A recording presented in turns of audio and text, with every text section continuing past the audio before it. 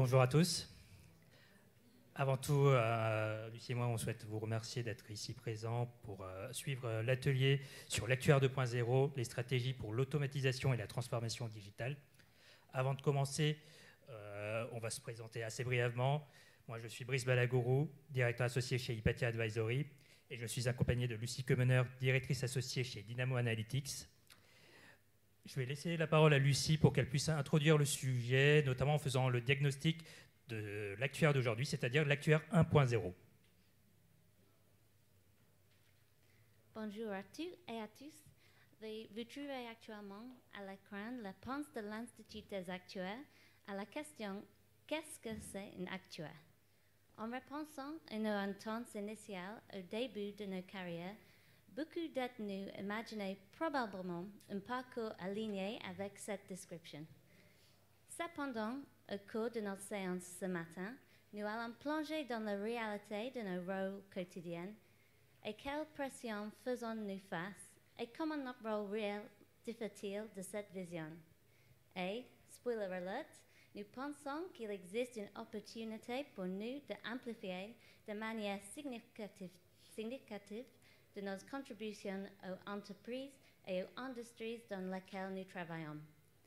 Embarquons ensemble pour un voyage vers l'actuaire 2.0. Nous allons commencer par examiner les pressions qui s'exercent sur le rôle de l'actuaire aujourd'hui. C'est un sujet que Brice et moi avons beaucoup parlé les dernières semaines et nous avons résumé nos réflexions sur trois pressions cumulatives qui ont un impact important sur le travail actuarial. Première, la réglementation.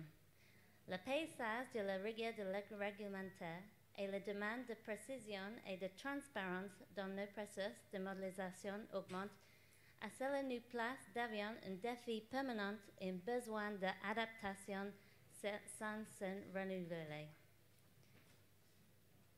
Le deuxième est la complexité. Le paysage de l'assurance et la data disponible subissent de profonds changements et s'enrichissent de plus en plus.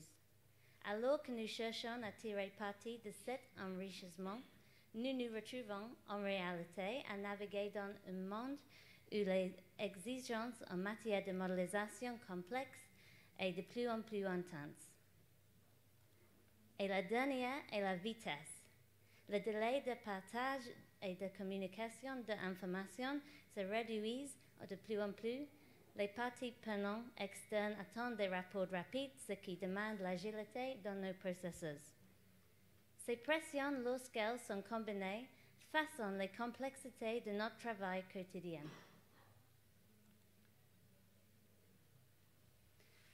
Voyons maintenant ce que va réellement dire au quotidien lorsque nous sommes dans les tranchées. En règle générale, nous observons une forte dépendance à l'égard des spreadsheets dans les processus actuariels. Les données sont reçues dans les feuilles de calcul provenant des différents services, ce qui contribue à la complexité de la gestion de l'information. Les calculs sont effectués à l'aide de feuilles de calcul et responsabilités de différentes étapes étant réparties entre plusieurs analystes suivis d'un examen de la direction. Les mises à jour de la méthodologie nécessitent d'importantes modifications des spreadsheets et impliquent des tests, des rapprochements et des itérations.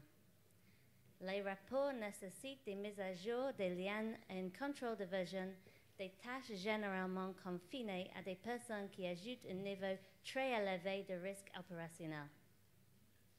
Et donc, quel est l'impact de nos trois forces sur ces processus?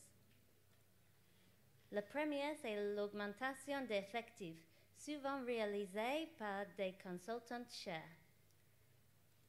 Le deuxième, c'est face au défi des solutions temporaires et de manipulation ad hoc peuvent être introduits pour résoudre des problèmes dans les médias. Le quatrième, c'est l'abandonnement de rapports utiles en raison de contrats de réseau et la qualité des rapports restant est discutable. Donc, quelles sont les conséquences? Notre dépendance à l'égard des processus manuels a involontairement conduit à des systèmes fragiles et des processus qui manquent de clarté, ce qui crée des difficultés pour maintenir des cadres solides. La dépendance accrue à l'égard des sous-traitants et des interventions manuelles s'est traduite par une augmentation sensible de ratio dépenses, ce qui a eu un impact sur l'efficacité globale de coûts. La persistance de problèmes hérités du passé, aggravés par l'assemblage manuel d'outils et d'ensembles de données, a donné lieu à le processus lent et non transparent. Ces processus sont insuffisants et détendent l'attention des actuaires des analyses à valeur ajoutée en entravant notre capacité à poursuivre les choses importantes. Donc, on est l'actuaire 1.0. Malgré la recherche de les aider à fort value ajoutée pour les entreprises, les actuaires se retrouvent souvent pris dans les tâches quotidiennes telles que le nettoyage des données, la navigation des systèmes obsolètes et la résolution de problèmes insignifiants. Malheureusement, ces professionnels indispensables peinent à libérer tout le potentiel car ils sont entravés par l'urgence perpétuelle des rapports et sont toujours en course pour respecter une échéance de dernière minute. Il doit y avoir une meilleure solution. Et sur cette note, je vais passer la parole à Brice pour sauver notre actuaire. Brice, ne nous laisse pas tomber. Merci Lucie. Afin de modifier le rôle de l'actuaire 1.0, nous devons repenser les processus que nous exécutons et pour cela, on va faire appel à de l'automatisation et de la transformation digitale. Cela va nous permettre d'avoir des process de plus en plus rapides, de plus en plus fiables, de plus en plus réutilisables, donc de plus en plus pérennes dans le temps et de plus en plus spécialisés. Pour la suite de l'atelier, comment on va procéder? C'est que Lucie et moi, on va vous illustrer tout cela à travers deux exemples. Un exemple en non-vie, un autre en vie. Lucie va vous présenter un exemple d'automatisation et de transformation d'un process de provisionnement non-vie, tandis que moi, je vais vous illustrer à travers un exemple autour de la modélisation ALM. Je te laisse la parole, Lucie. Merci, Brice. Nous allons maintenant explorer comment faire de ce concept une réalité.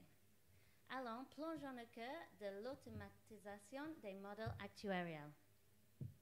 Premier arrêt, l'investissement initial dans la conception et le test du modèle. Il est essentiel d'allouer du temps à cette étape cruciale. C'est comme planter les graines pour récolter la précision, la fiabilité et l'adaptabilité par la suite.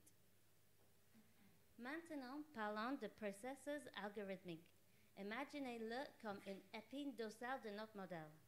La précision est la clé ici. Des résultats cohérents, une efficacité accrue, une extensibilité et une maintenabilité optimale. Tout cela grâce à un processus algorithmique bien conçu et codé. Passons ensuite au traitement de données, le mouvement de va-et-vient et la validation approfondie des données. Assurons-nous que nos données sont de qualité. La validation agit comme notre gardienne, minimisant le risque d'erreurs de calcul et renforçant la robustesse de la confiance dans notre modèle. Définir les hypothèses et paramètres fondamentaux de la départ est comme avoir un GPS pour notre modèle. Cela assure cohérence, transparence et efficacité. Ensuite, les rapports réglementaires, les codés dans notre modèle actuariel garantissent exactitude, la conformité et la vitesse de la production. Terminons par le cadre de la matérialité et les diagnostics. C'est notre travail de détective, ceux qui concentrent sur les domaines critiques. Priorisons les problèmes significatifs, optimisons l'allocation des ressources et atténuons les risques.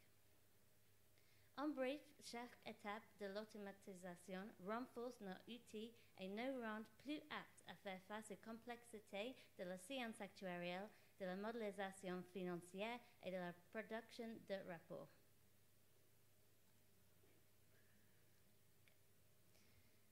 Allons donc un peu plus loin et examinons la conception dans le contexte d'un processus typique de provisionnement en non-vie.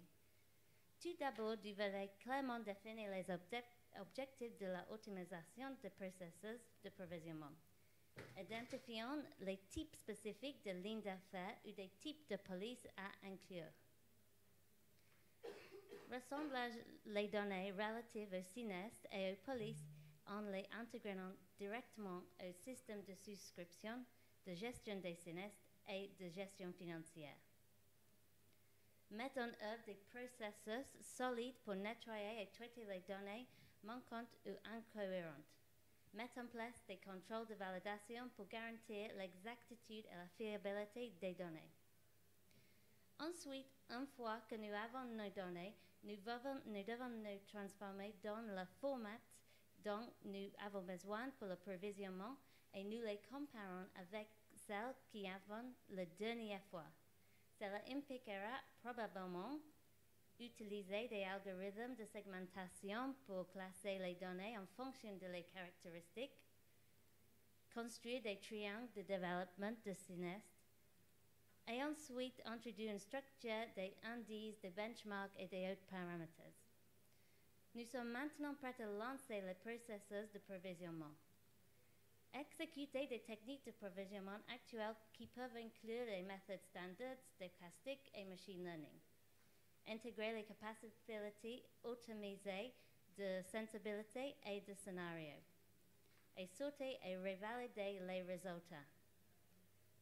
Ensuite, fusionner et attribuer les pertes brutes à procéder à la réduction nette. Développer des outils de reporting automatisés pour les résumés clairs et coder les résultats en pensant à inclure l'automatisation de l'analyse des changements pour gagner beaucoup de temps.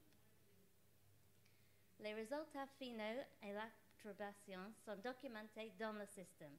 Cela permet de garantir une gouvernance solide et l'auditabilité.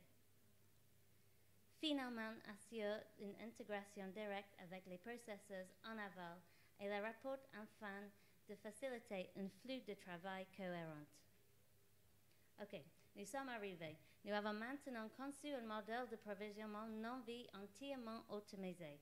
Notre modèle est transparent, robuste et capable de produire une première ébauche de nos résultats très rapidement.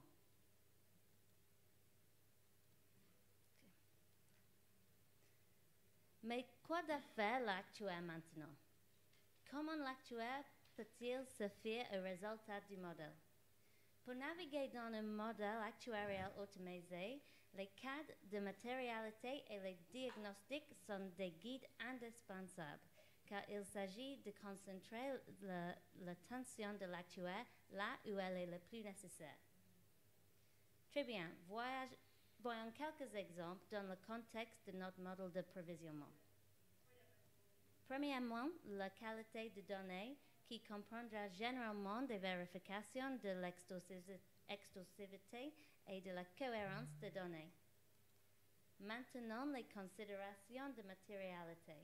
Ils sont conçus pour identifier les lignes métiers, types de couverture et sinistres individuels qui nécessitent un examen plus approfondi. Passons aux diagnostics.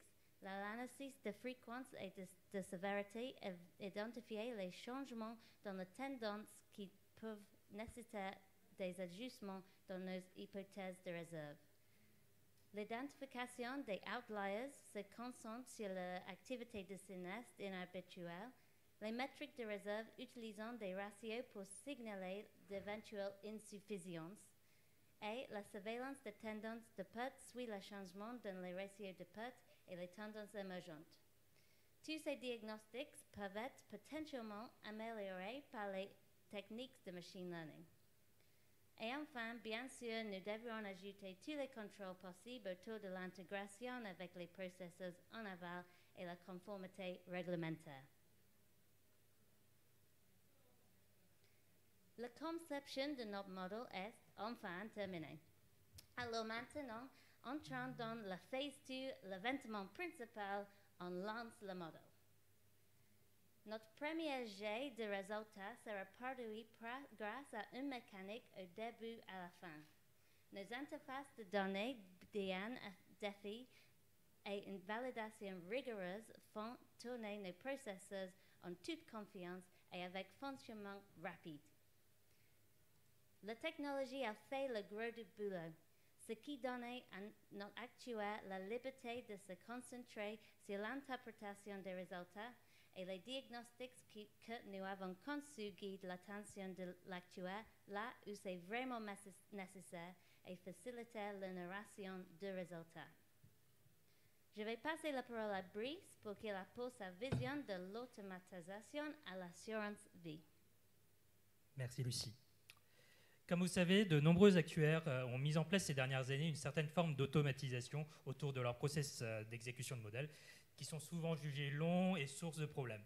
Mais la capacité à pouvoir traiter les runs par lot et à pouvoir les planifier dans le temps via des batchs permet d'atténuer considérablement les pressions que reçoivent au quotidien les actuaires.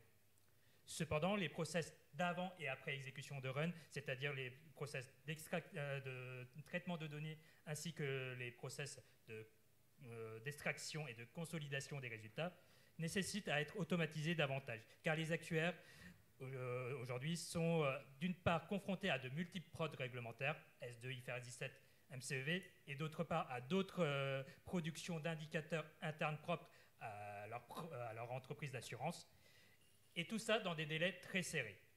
C'est dans ce contexte-là que les actuaires sont incités à poursuivre l'automatisation de ces process, tout en s'interrogeant en parallèle de la performance de leurs modèles ALM qui, eux, deviennent de plus en plus complexes et sophistiqués. Les évolutions technologiques des dernières années ont permis d'avoir des modèles déjà performants. Par évolution technologique, je parle bien sûr de l'usage massif du cloud ou du multiprocessing. Le cloud offre aux assureurs la possibilité d'accéder à une puissance de calcul considérable sans avoir à investir massivement dans du matériel informatique, tandis que le multiprocessing permet de réaliser des calculs intensifs à travers la parallélisation des calculs par run, par simulation ou par produit. Cependant, dans le contexte actuel, on recherche à avoir des modèles encore plus performants. Et c'est pour cela que beaucoup d'acteurs explorent la piste de transformer leurs modèles existants, développés à travers différents logiciels de différents éditeurs logiciels, en modèles ALM propres à l'entreprise, développés en interne sous divers langages de programmation tels que le C++, le C# ou le Python. On va se focaliser un peu sur Python parce que c'est un peu l'actualité du moment et il y a pas mal d'acteurs qui envisagent d'explorer cette piste. Pourquoi Python et pourquoi pas Python ? Python est devenu populaire pour sa simplicité, son interactivité et son usage répandu en data science. C'est un langage de programmation qui est assez facile à prendre en main pour les actuaires, aussi bien d'un point de vue développement que d'un point de vue analyse du code. Par contre, Python a aussi ses propres inconvénients. Performance plus lente et une gestion de mémoire moins efficace par rapport à d'autres langages tels que le C++, ce qui nécessite à utiliser des bibliothèques pour optimiser les performances. Il est donc crucial de ne pas sous-estimer la complexité des modèles ALM en les traitant comme des problématiques de data science. Encore plus maintenant parce qu'on a des modèles de plus en plus sophistiqués, des modèles ALM de plus en plus complexes, de plus en plus robustes, avec l'implémentation de management rules et de management actions qui sont de plus en plus complexes, reflétant au mieux les futures décisions de gestion des assureurs. Ce qu'il faut juste retenir de ce slide, c'est que l'évolution de l'industrie de l'assurance, l'augmentation des prods réglementaires, l'intégration de nouveaux risques tels que le climat, le développement de fonctionnalités avancées, les demandes des superviseurs et le besoin des assureurs d'avoir des modèles de plus en plus sophistiqués rendent essentiel d'avoir des modèles ALM efficaces, exécutables rapidement et ce à moindre coût.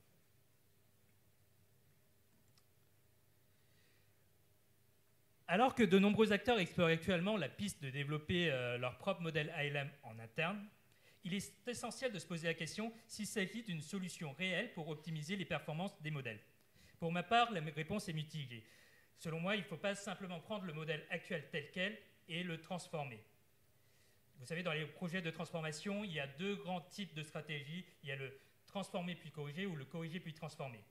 Selon moi, il est essentiel de choisir en amont les différentes options de modélisation impactant l'architecture, la complexité et les exigences matérielles du modèle avant de se lancer dans la transformation et afin de pouvoir pleinement profiter de des avantages que procure la nouvelle technologie.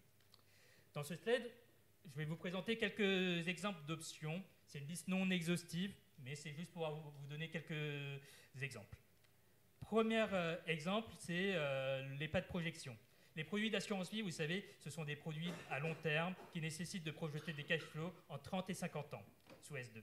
Les actifs sont projetés à pas annuels, alors que le passif est généralement projeté à pas mensuel, alors qu'on pourrait très bien projeter un pas annuel, ce sera largement suffisant, et ça fournirait une bonne approximation, et ce qui permettrait d'ailleurs de réduire le nombre de calculs réalisés. Après, on a aussi comme option la granularité des modèles point.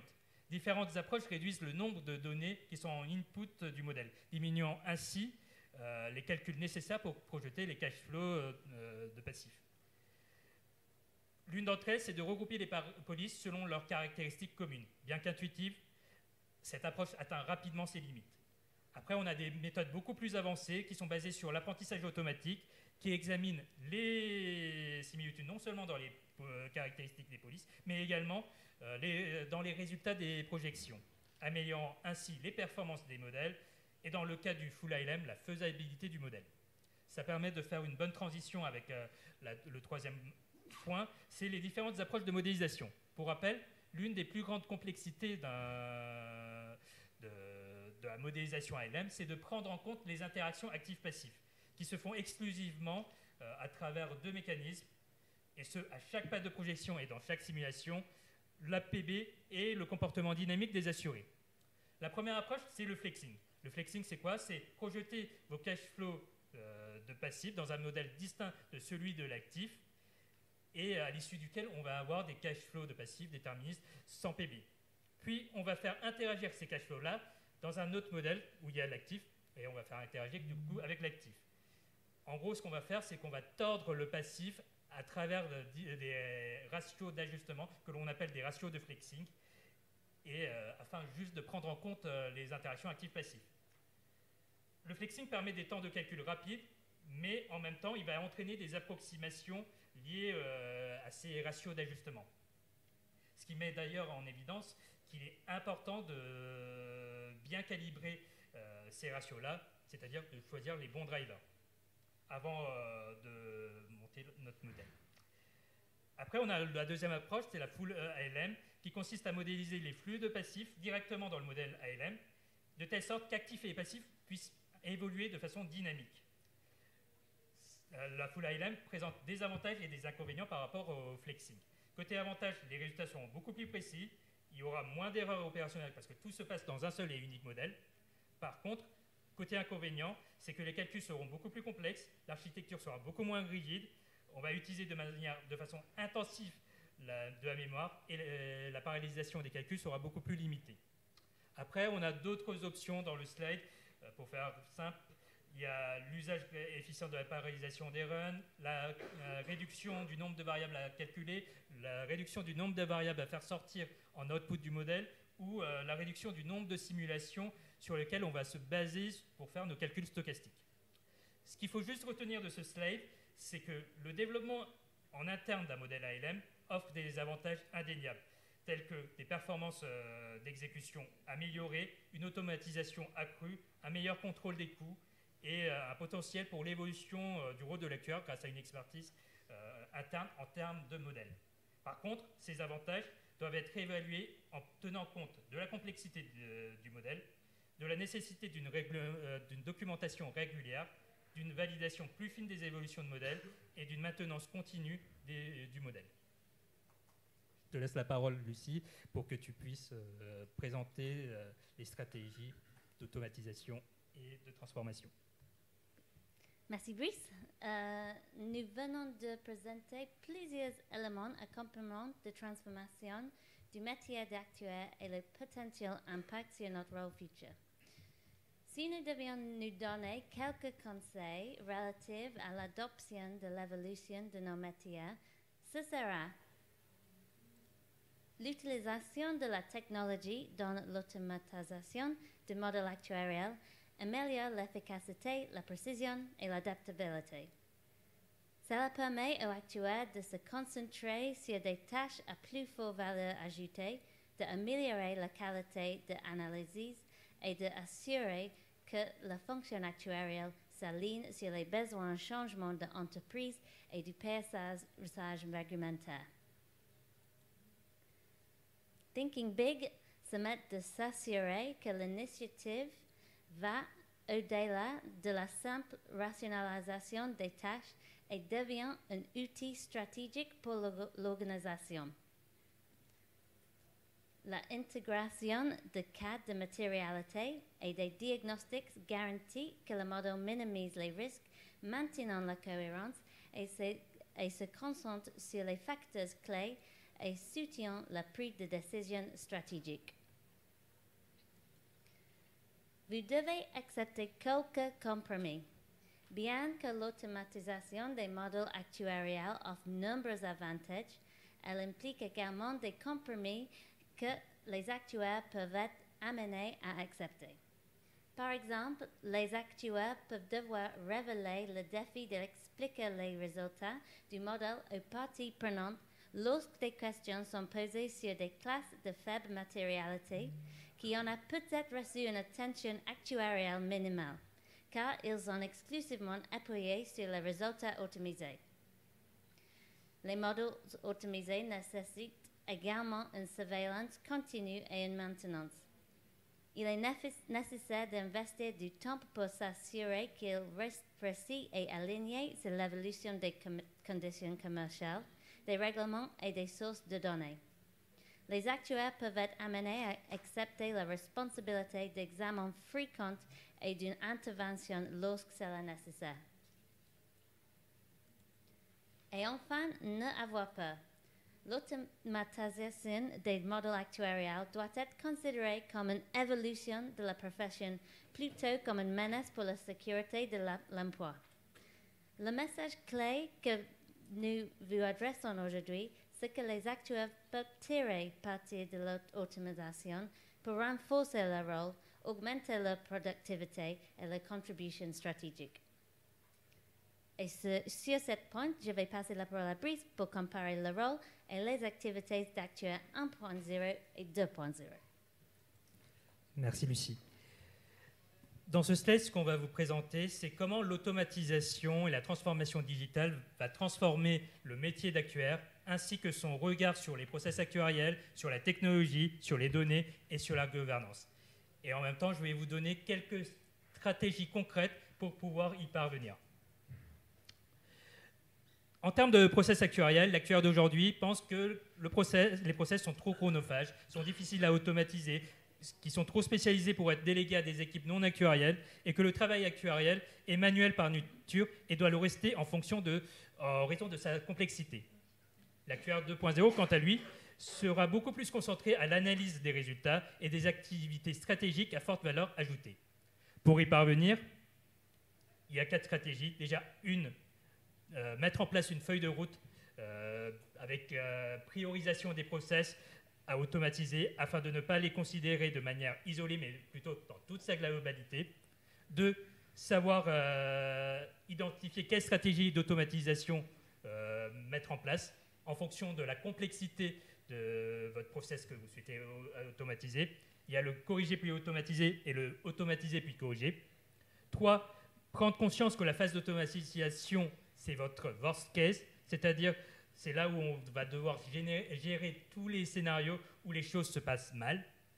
4, il faut être capable d'exploiter à fond toute la nouvelle technologie disponible au moment de l'automatisation des process.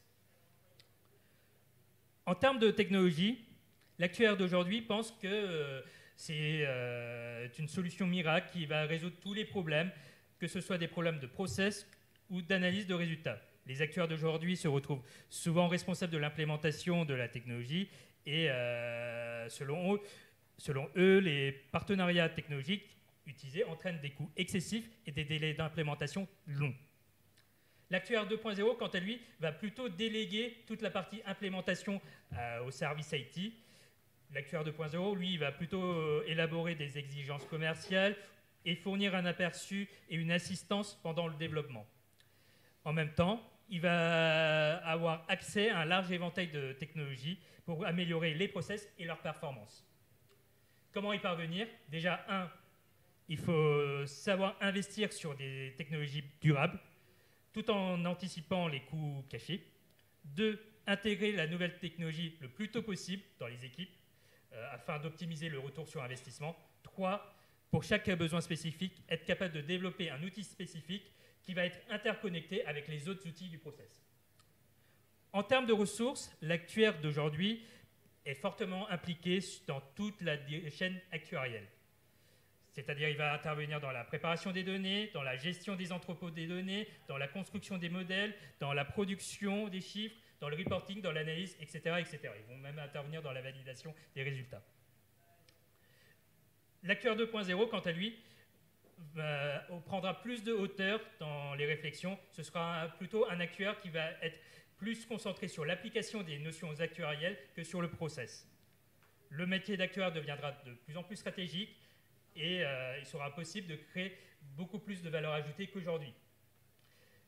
En même temps, côté direction, top management, il faut être capable d'identifier les talents et les compétences uniques afin de les exploiter à fond dans les process. Comment y parvenir? Déjà, côté top management, il faut être capable de définir une vision claire du changement, intégrer une culture du changement dans les équipes. Il faut 2, identifier et mettre en avant les actuaires pro-changement. 3, remettre en question le modèle opérationnel cible et être transparent vis-à-vis de leurs équipes si on va modifier un peu le modèle opérationnel cible au cours de l'automatisation. En termes de données, l'actuaire d'aujourd'hui, c'est un peu l'expert en données dû à son expertise sur tout ce qui est manipulation de données. Pire encore, c'est même le responsable des données parce que c'est lui qui va acquérir les données, c'est lui qui va nettoyer les données, c'est lui qui va traiter les données, c'est lui qui va évaluer les données. L'actuaire 2.0, quant à lui, va essayer de déléguer le plus possible les travaux de gestion de données à d'autres équipes. Et comment y parvenir? C'est être capable de créer un ou plusieurs socles de données ayant chacun des objectifs bien précis et interconnectés avec les différents outils utilisés dans les process. Enfin, côté gouvernance, l'actuaire d'aujourd'hui le perçoit comme une contrainte imposée au service actuariel, sans grande valeur ajoutée pour l'entreprise. Elle ne fait qu'allonger la durée d'un projet et ne permet pas d'économiser ni du temps ni de la ressource.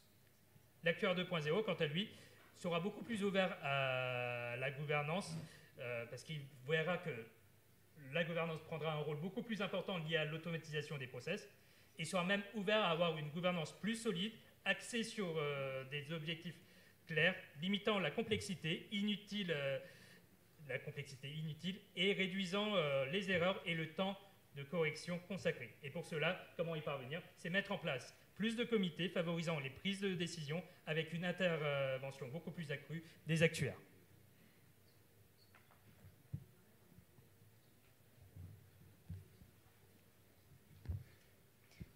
Dans un monde où l'automatisation à la révolution numérique nous libère des tâches monotones et nous offre le luxe du temps, les actuaires se retrouveront dans une position pour exploiter pleinement leur expertise.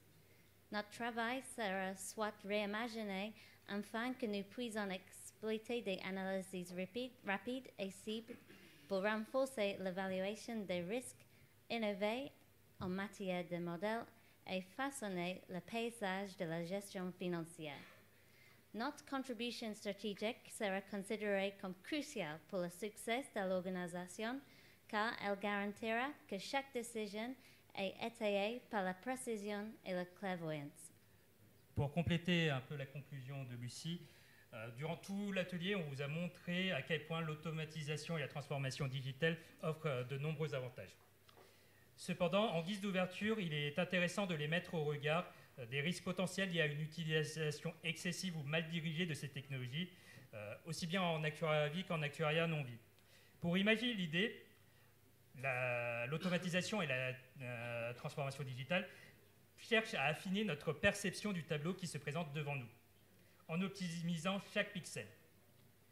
En actuariat vie, améliorer ces pixels, ça revient à renforcer le pilotage des activités d'un point de vue risque ou investissement. Cependant, le risque associé à une utilisation inadéquate de ces technologies serait de solliciter davantage les actuaires pour produire encore plus, sans pour autant prendre le temps nécessaire pour le recul que l'on a besoin pour analyser nos résultats.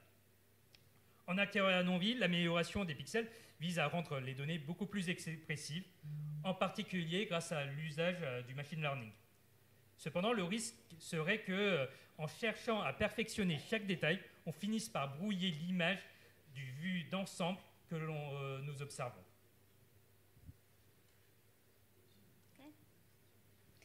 C'est tout. Merci pour votre patience face à mon français aujourd'hui et bonne chance dans votre quête pour devenir l'actuaire 2.0.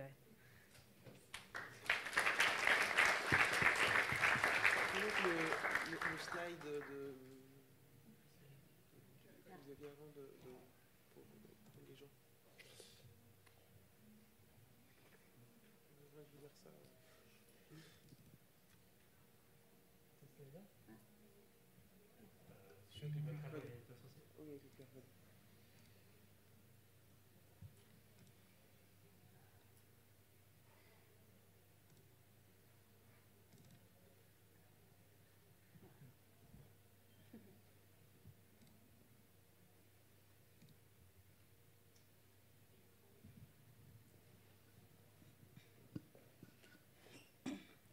Du coup, moi, je voulais juste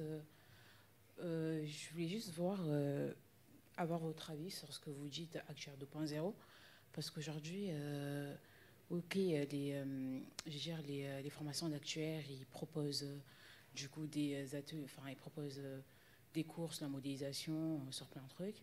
Mais par exemple, moi, de mon point de vue, je remarque en entreprise que les actuaires qui sont actuellement, ils ne sont pas réellement dans la modélisation. On fait plus appel à des consultants pour pouvoir modéliser des choses, faire des modèles point et tout ça. Du coup, ce que vous entendez par actuaire 2.0, ce serait que du coup, des actuaires actuels, ils puissent avoir des formations, une évolution, qui puissent avoir des formations internes qui permettent de se former, ou ce que vous entendez par actuaire 2.0, bah, c'est des gens qui n'ont pas fait d'actuariat, mais au final qui se retrouvent dans ce domaine-là parce qu'ils sont en train d'automatiser et que eux, bah, ils apprennent le métier sur le tas. Pour moi, la manière dont je perçois l'actuaire 2.0, c'est plutôt...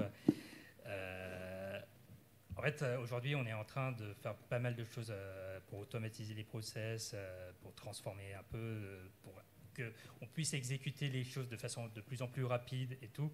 Et l'actuaire 1.0, lui, ce qui se passe, c'est qu'il est confronté à cette période où il est en train d'automatiser tous ces process. L'actuaire 2.0, c'est une fois que vous avez fini d'automatiser les process, qu'est-ce que vous pouvez faire de plus qui pourrait avoir une valeur ajoutée beaucoup plus importante pour l'entreprise, parce qu'on va être moins porté sur le process en soi, mais plutôt sur ce qu'on est en train de produire, sur les résultats qu'on a, et on va plutôt donner des idées pour aider le top management à prendre des décisions. Moi, c'est comme ça que je le perçois.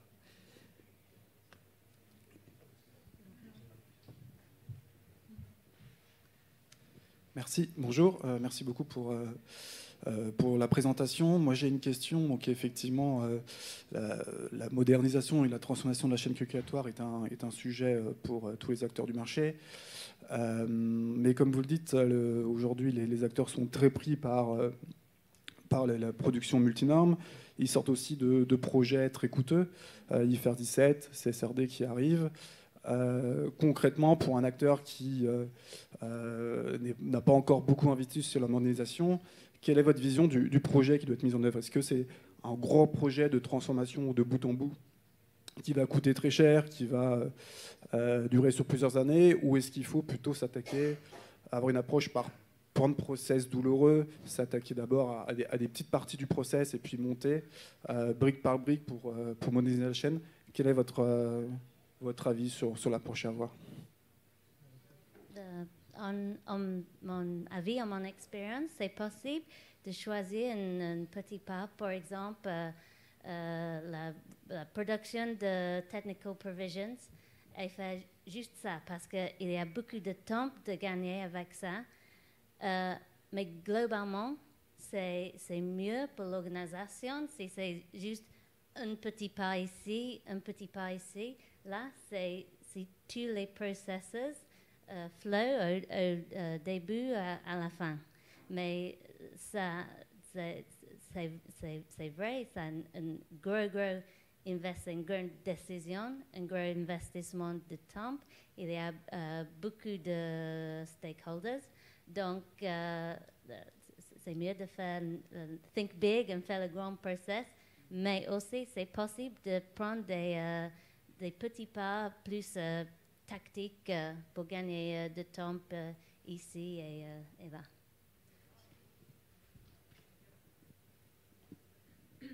Merci beaucoup pour cette présentation. Ma question était, côté actuariat, je pense que c'est assez difficile d'exprimer un besoin de façon claire, les indicateurs qui vont permettre de spécifier qu'on a bien répondu à ce besoin final, cerner le besoin in fine, pas forcément reproduire effectivement la solution actuelle. Et historiquement, la collaboration avec l'IT dans les groupes assurantiels est difficile. Et du coup, que diriez-vous aujourd'hui ? Comment on peut, on va dire, favoriser une bonne collaboration entre des services actuariats et des services IT pour que ce ne soit pas des projets monstrueux qui coûtent des millions et qui, à la fin, ne donnent pas satisfaction parce qu'ils ne répondent pas aux besoins essentiels de l'équipe qui a exprimé le besoin. Et il y a aussi une frustration, du coup, côté IT qui développe une solution qui n'est pas utilisée ou qui nécessite après de faire des réajustements à la main régulièrement pour quand même respecter les délais de livraison.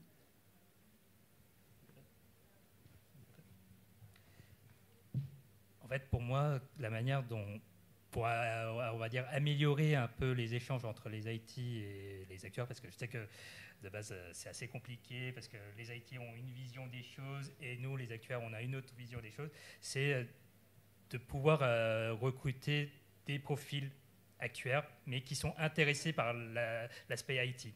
Parce qu'on va dire, quand vous avez ce genre de profil dans vos équipes, ce qui est bien, c'est que il va à la fois comprendre les besoins des actuaires, parce qu'il est actuaire de base, mais en même temps, il saura l'exprimer avec les bons mots, avec les IT pour faciliter la discussion et tout.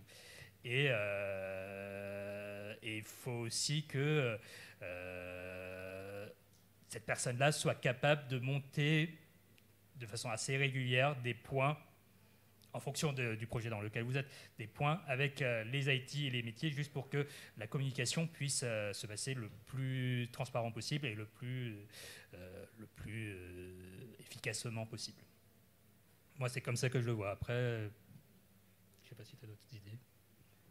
Non, mais tu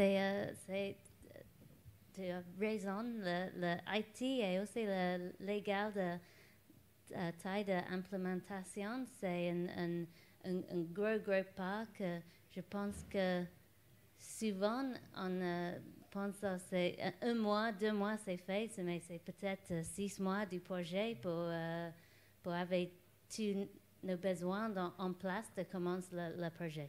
Oui.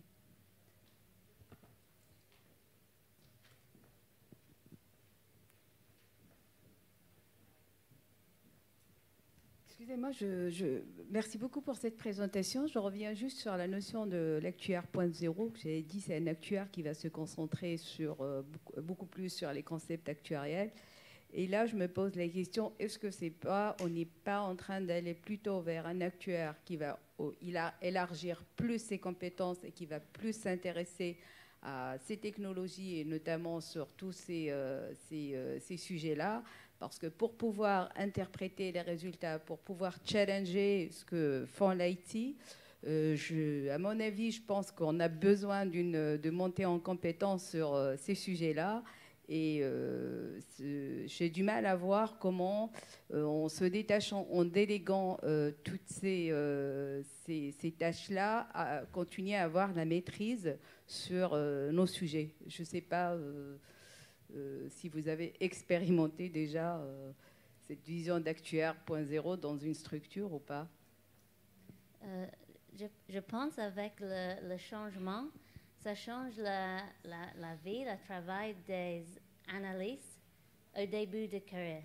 Donc ça, c'est à ce moment-là, il y a beaucoup de travail avec des données et de fixer des problèmes.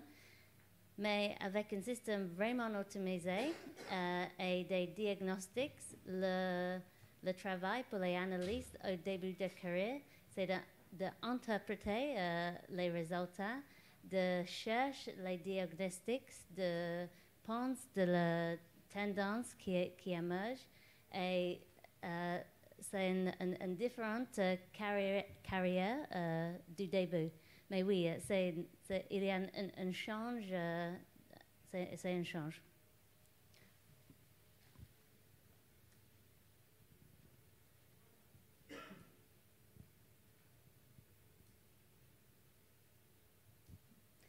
C'est l'heure de café.